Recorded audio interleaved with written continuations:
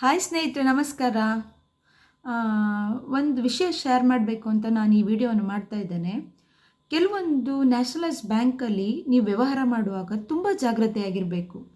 ಯಾಕಂತ ಹೇಳಿದರೆ, ಇತ್ತೀಚೆಗೆ ನನ್ನ ಗುರ್ತದವರ ಒಬ್ಬರ ಅಕೌಂಟು, ಅವರ ಅಕೌಂಟಲ್ಲಿ ದುಡ್ಡಿರ್ತದೆ. ಅವರು ಏನೋ ಒಂದು ವಸ್ತುಗಳನ್ನು ತಗೊಳ್ತಾರೆ. ಅಲ್ಲಿ ಹೋಗಿ ಪೇ ಮಾಡಲಿಕ್ಕೆ ನೋಡುವಾಗ ಅವರ ಅಕೌಂಟಲ್ಲಿದ್ದ ದುಡ್ಡು ಇರೋದಿಲ್ಲ. ಅಂಥೇಳಿದರೆ ಅದರಲ್ಲಿ ಇದ್ದಂತಹ ದುಡ್ಡು ಮೈನಸ್ ಆಗಿದೆ. ಕೇವಲ 80 ರೂಪಾಯಿ ಉಳಿದ ದುಡ್ಡು ಉಂಟಲ್ಲ, ಮೈನಸ್ ಆಗಿ ಹೋಗಿದೆ. ಟ್ರಾನ್ಸಾಕ್ಷನ್ ನೋಡಬೇಕಾದ್ರೆ ಅಲ್ಲಿ ಯಾವ ರೀತಿಯಾದಂತಹ ಟ್ರಾನ್ಸಾಕ್ಷನ್ ಅದರಲ್ಲಿ ಕಾಣಿಸ್ತಾ ಇಲ್ಲ. ಯಾಕೆ ಹೀಗಾಯ್ತಂತ ಗೊತ್ತಿಲ್ಲ. ನಾವು ಯಾವುದೋ ಒಂದು ಬ್ಯಾಂಕನ್ನು ನಂಬಿಕೊಂಡು ಅಲ್ಲಿ ವ್ಯವಹಾರ ಮಾಡಬೇಕು ಅಂತೇಳಿ ಹೋಗುವಾಗ ಅಲ್ಲಿ ಆ ರೀತಿ ಆದರೆ ಯಾವ ರೀತಿಯಾಗಿ ನಾವು ವ್ಯವಹಾರ ಮಾಡೋದು? ಅದು ಸಹ 1-2 ರೂಪಾಯಿ ಅಲ್ಲ, ಸಾವಿರಾರು ಗಟ್ಟಲೆ ಅಲ್ವಾ?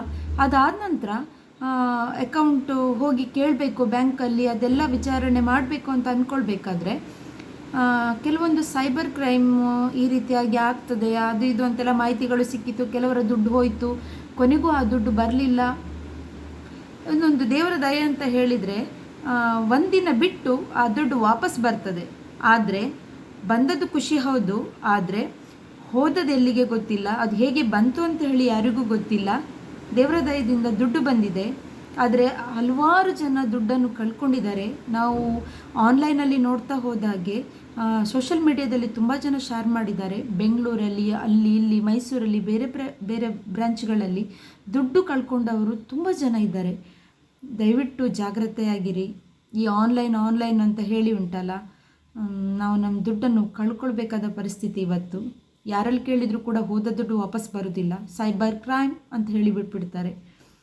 ಸ್ನೇಹಿತರೆ, ನೀವು ಸಹ ಜಾಗ್ರತೆಯಾಗಿರಿ. ದೇವರ ಪುಣ್ಯಕ್ಕೆ ನಮ್ಮ ದುಡ್ಡು ವಾಪಸ್ ಬಂತು.